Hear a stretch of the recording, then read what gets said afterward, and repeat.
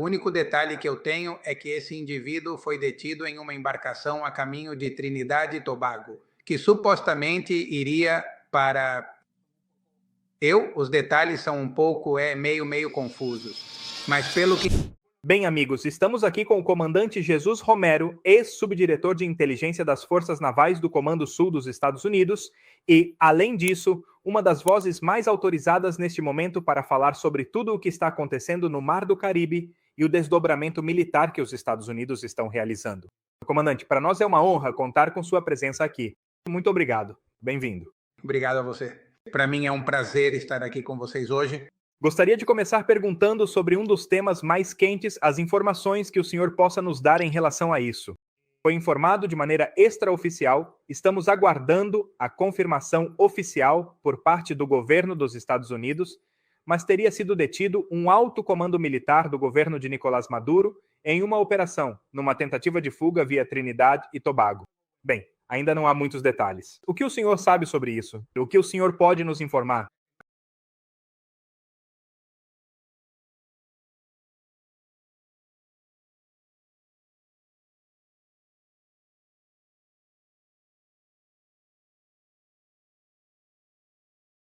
Entendi, trata-se do general Soares, que havia desaparecido há alguns dias. Essa é a pessoa. Isso vem de fontes bastante confiáveis, mas é toda a informação que eu tenho. Não, é mais do que suficiente. Muito obrigado. E nesse sentido, gostaria de começar perguntando, levando em conta toda a mobilização militar, sua experiência e seu conhecimento nesse meio, poderíamos dizer que estamos às portas de uma operação parecida com a do Irã, mas contra o cartel dos sóis? Bem, tudo é possível. Eu acho que para poder dizer algo dessa forma ou para poder fazer uma especulação, acho que é preciso entender qual é o propósito do contingente marítimo aeronaval que está no Caribe. E se a gente entende bem quais são os objetivos nacionais dos Estados Unidos, e você soma a isso a presença da contingência militar que está no Caribe, poder dizer que isso poderia terminar em algum tipo de ação contra os membros do Cartel de Los Soles, em certo caso, é possível. Mas há uma série de coisas que teriam que ser explicadas para que as pessoas compreendam porque isso seria realizado, quais seriam as autoridades envolvidas, se o presidente dos Estados Unidos pode fazer uma operação desse tipo. Então, quando você soma tudo isso, é preciso dar uma boa explicação para que as pessoas entendam que, se é possível, é possível. Esse cenário poderia acontecer, mas há uma série de outras coisas por trás disso. E gostaria de lhe perguntar, comandante, levando em conta tudo o que já está na mesa, não é? Como que... Inclusive, há poucos dias, um famoso jornalista venezuelano, o senhor Castro Castro, conseguiu entrevistar um dos testemunhas protegidas da promotoria do Distrito Sul de Nova York, que neste momento está testemunhando contra Diosdado Cabello. Ele fez um relato muito cru de como esse chefe do tráfico de drogas pessoalmente lhe propôs, na época, usar uma grande fazenda no estado de Piauí para traficar drogas, levando em conta que existem provas suficientes e já há um desdobramento no Mar do Caribe. Chama a atenção saber por que Maduro, ou por que, na sua opinião, Maduro não entregou o poder político. Ele acredita que tem alguma forma de sair ou tem alguma opção para escapar de tudo isso que se desenvolveu? Olha, vou te mostrar uma coisa. Meu braço fica muito curto. Veja, este livro que escrevi no ano passado. Vou colocar mais perto para você. Esse é o Voo Final, A Rainha do Ar.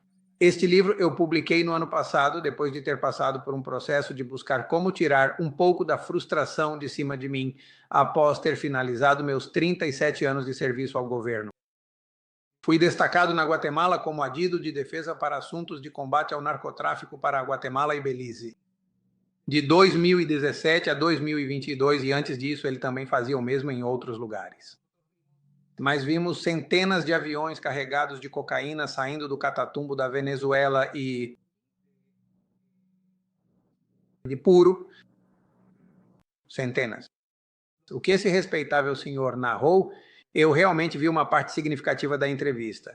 E é verdade, essa é de fato uma das exemplos de muitos que aconteceram, e esses casos em particular fazem parte das informações que já estavam incluídas na acusação feita pelo Distrito Sul de Nova York.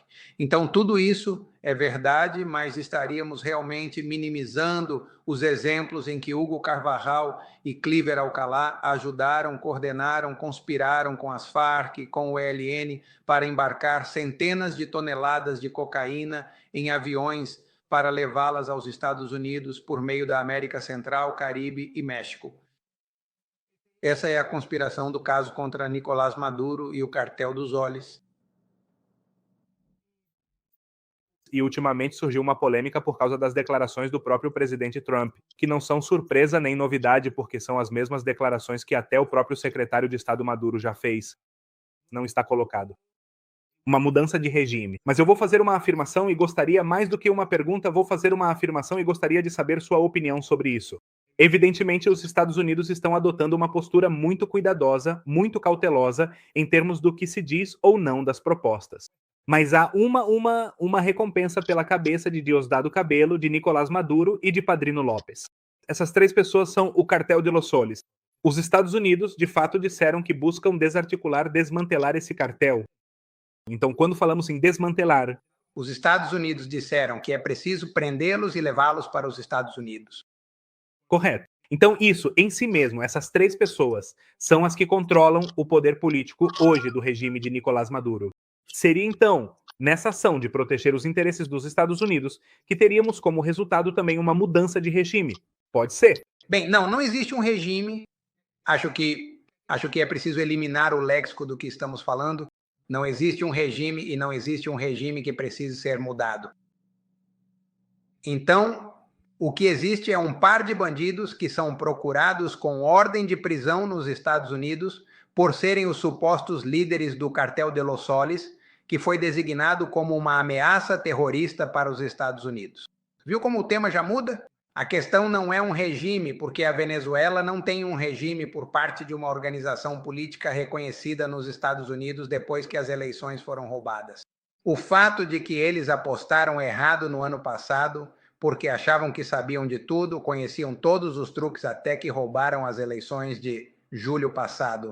Então, ao roubarem as eleições, que foi um passo em falso da parte deles, ficou claro que deixaram de ser um Estado, que deixaram de ser um governo de um Estado.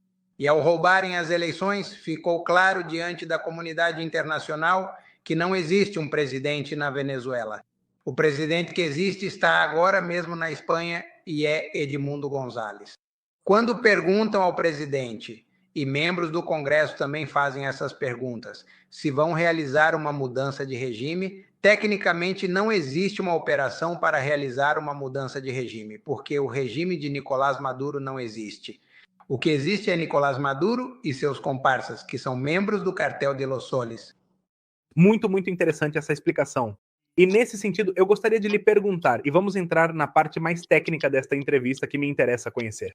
Porque nós, venezuelanos, talvez não conheçamos em detalhes tudo o que envolve questões bélicas, todo esse aparato militar. Então, eu quero perguntar se os Estados Unidos tomassem a decisão, hipoteticamente, de aniquilar Nicolás Maduro e as pessoas ao seu redor, esse grupo de criminosos. Quão difícil seria para os Estados Unidos com todo o aparato que já existe neste momento? Bem, a primeira coisa é se pode ou não pode. O presidente dos Estados Unidos pode realizar uma operação para eliminar, neutralizar os membros terroristas de um cartel? A resposta é sim. Não importa o que você ouça, as críticas, as narrativas que estão tentando plantar. Os Estados Unidos têm um quadro legal que o presidente já utilizou anteriormente. O presidente Barack Obama, em seu segundo mandato, ele realizou uma operação no Iêmen para neutralizar e assassinar 2 cidadãos americanos. Barack Obama ordenou uma operação para assassinar 2 cidadãos americanos que estavam envolvidos com o terrorismo no Iêmen. O presidente Biden também fez o mesmo no Afeganistão. Fez o mesmo.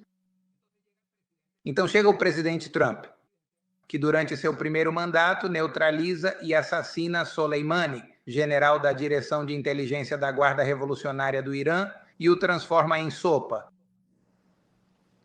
Agora, depois deste ano, vimos a operação que foi realizada para destruir as instalações nucleares do Irã sob o mesmo contexto, sob as mesmas autorizações legais, que são concedidas ao presidente. Trump realiza a mesma operação.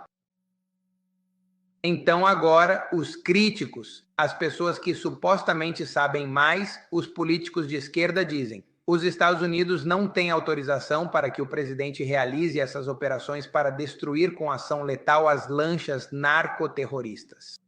E o fato é que sim, ele tem. Se o presidente pode realizar algum tipo de operação para neutralizar os bandidos terroristas do cartel dos sóis, sim, ele pode. Muito bem. E hoje poderíamos dizer, pela sua experiência em termos de inteligência, que não estaria muito errado em afirmar que os Estados Unidos conhecem absolutamente todos os movimentos que faz a cúpula. O senhor acredita que eles já têm isso muito bem localizado, não é? Tenho certeza que sim. Gostaria de lhe perguntar, comandante, quando se fala de... Há alguns dias ouvi o senhor em uma entrevista onde falava justamente sobre os F-35 e mencionava esses aviões de quinta geração. Me chamou muito a atenção o fato de o senhor comentar que eles são talvez os mais avançados nesse mundo da guerra nesse sentido. Quero lhe perguntar o quão difícil seria para os Estados Unidos conseguir, por exemplo, tomar o controle aéreo da Venezuela em comparação com as forças que o regime tem atualmente. Bem, Nicolás Maduro, os criminosos. Bem, para estabelecer domínio aéreo, supremacia aérea, existe uma série de etapas. Mas, tecnicamente falando, uma seção de 2 F-35 pode estabelecer domínio aéreo na Venezuela assim que sobrevoarem ou chegarem à costa da Venezuela. É assim mesmo, não é exagero quando eu te digo isso. Olha, eu estive na guerra da Bósnia, eu estive no Iraque. E para podermos realizar uma campanha desse tipo, a primeira coisa que fazemos é uma onda de ataques com mísseis para neutralizar a defesa de um país, a defesa aérea, e depois entra uma campanha aérea. Tudo isso, a Venezuela não tem capacidade de responder de forma direta e contundente ao domínio aéreo por parte de alguns F-35. Mas eu acho que quando as pessoas pensam que os Estados Unidos vão enviar os F-35 assim de uma hora para outra, não é assim. No mesmo dia em que chegaram os F-35, chegaram também alguns F-16, chegaram também alguns F-15. Ou seja, é um pacote completo que estaria atuando para estabelecer o domínio aéreo. Mas, na verdade, isso é uma campanha militar sob a doutrina norte-americana, cuja função é estabelecer o domínio marítimo, aéreo e terrestre. E esses dois componentes, o marítimo e o aéreo, só pelo fato de estarem na Bacia do Caribe, eu lhe asseguro que esse domínio aéreo e marítimo já existe. Bem, não vou tomar muito mais do seu tempo. Tenho mais algumas perguntas e elas estão relacionadas ao fato de que também chegaram os famosos drones do tipo Reaper, não é? O que isso significa? O que são e para que são utilizados? Por que eles estão lá? Bem, na verdade, nós sempre, nos últimos 2 ou 3 anos, creio eu, tivemos a presença de drones Reaper que vem trabalhando e operando a partir de Curaçao. Em Curaçao há uma força-tarefa para reprimir o fluxo do narcotráfico.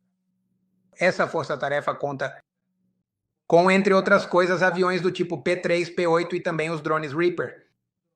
Acho que foi em 22 ou algo assim, tiveram que retirar os drones por questões de plataformas para levá-los para outro lugar. Mas a experiência de já ter esse tipo de drone operando sob a lei e a ordem operando sob as autoridades de lei e ordem já existia na região. Aqui, o que realmente muda é que, sob as operações para reprimir de forma eficaz o terrorismo, agora temos os temíveis MQ-9, que são diretamente do Departamento de Guerra. Estes são drones especificamente equipados, única e exclusivamente para a guerra e para o combate. E são esses drones que têm realizado a maior parte do trabalho de detecção e monitoramento das narcolanchas terroristas que foram eliminadas neste mês. Você simplesmente, ao ver vídeos anteriores de outras operações com o MQ-9, percebe que a tela é mais ou menos a mesma e que a forma como aparece a lancha com os terroristas a bordo e você vê o míssil vindo e atingindo a lancha, já dá para perceber que isso é uma operação de drone com, possivelmente, eu penso, se não for outro drone, é possivelmente um helicóptero equipado com mísseis Hellfire. Comandante, e na sua experiência, uma vez que se inicie, caso venha a acontecer, não vá ser antes que o próprio Nicolás Maduro saia ou se exile por conta própria. Mas se vier a ser executada uma operação direta para capturar essas pessoas, o que aconteceria nesse cenário? As comunicações seriam cortadas? O que os Estados Unidos fariam? O que é mais conveniente para a administração norte-americana em tudo isso? Bem, o que eu diria ao público é que na internet existem referências onde se pode ver qual é a doutrina norte-americana diante de uma ameaça. Existem centenas de publicações para que vejam que não é só o que eu digo, mas sim a doutrina operacional militar dos Estados Unidos. A primeira coisa é eliminar ou neutralizar as defesas aéreas. Em seguida, uma campanha aérea é iniciada para neutralizar os centros de gravidade que incluem os líderes, eliminando a comunicação entre eles e os comandantes na frente, nas diferentes frentes. Se houver comandantes de tanques, se elimina essa conversa, essa comunicação, e então eles já estariam em condições de realizar uma operação. Mas quanto mais o tempo passa, quando você corta essa comunicação, a habilidade de comandar e controlar as unidades se degrada. Nesse caso, eu presumo, com base na minha experiência de analisar a ordem de batalha da Venezuela e qual é a habilidade, a capacidade dos norte-americanos. Eu diria que isso, em algumas horas, poderia neutralizar a habilidade de defesa da Venezuela, de manter algum tipo de comando e controle e, consequentemente, acredito eu, seria o fim de qualquer tipo de conflito. Para finalizar, gostaria de lhe fazer uma pergunta sobre por que Diosdado Cabello, nesta quarta-feira, ameaçou novamente a segurança de Maria Corina e deu a entender que ela se encontra neste momento na Embaixada dos Estados Unidos na Venezuela. Qual é a sua opinião sobre a segurança de Maria Corina? Como o senhor vê neste momento que ela, levando em conta que ela é a líder da Venezuela? Bom, me parece que esse tipo de comentário, esse tipo de perfil é o típico sicário. E agora fala como um sicário tentando meter medo, dizendo nas entrelinhas que vão neutralizar ou vão matar a Maria Corina ou que vão pegá-la. Isso é o que sempre vemos quando você já sabe que o seu tempo está acabando. Aí começam esse tipo de comentários, como fazia Pablo Escobar, não é? Quanto mais eles sentiam o ar quente e sufocante no pescoço desses malandros, bem, simplesmente eles começam a dizer essas coisas, não é? Para meter medo no público, para meter medo nos Estados Unidos. Mas o que eu realmente acho que eles apostaram de forma equivocada é pensar que estão lidando com a atual administração Biden, uma administração que tem suas próprias complexidades e desafios. Esta não é a administração Biden, esta não é a administração Obama. E aqui vai haver repercussões pelas ações desses personagens. Cada vez que esses caras cometerem uma ação que agrade uma pessoa envolvida com narcoterrorismo, isso é acrescentado à sentença. Se eles realmente pensam que vão sair em algum momento da vida, bem, quanto mais eles fizerem, mais dano e prejuízo causarem, mais anos adicionais são somados à sua sentença final. Se é isso que eles querem, é se manter vivos. O melhor que eles podem fazer é simplesmente se entregar agora. Parece que eles não querem isso. E por isso eu gostaria de finalizar pedindo, se você tivesse que dar um conselho, entre aspas, para essa cúpula podre que sequestra o poder na Venezuela, o que você diria a eles? Que se entreguem. Olha, numa prisão federal eles comem 3 vezes por dia. Eles dormem, se exercitam e leem. Você pode se inspirar lendo poemas sobre mudanças e aceitar Deus como uma mudança em sua vida. Mas se você não aceitar isso, as consequências serão que sua família ficará de luto. Tremendo. Muito obrigado, comandante, pelo seu tempo. E bem, esta é a casa dele. Esperamos poder contar com você no futuro para uma análise tão precisa. Muito obrigado por ter nos acompanhado. Não, obrigado a você por ter me convidado e me desculpe por não estar disponível antes, mas adorei estar aqui. Não, para nós é uma honra, é uma honra. Muito obrigado. A você.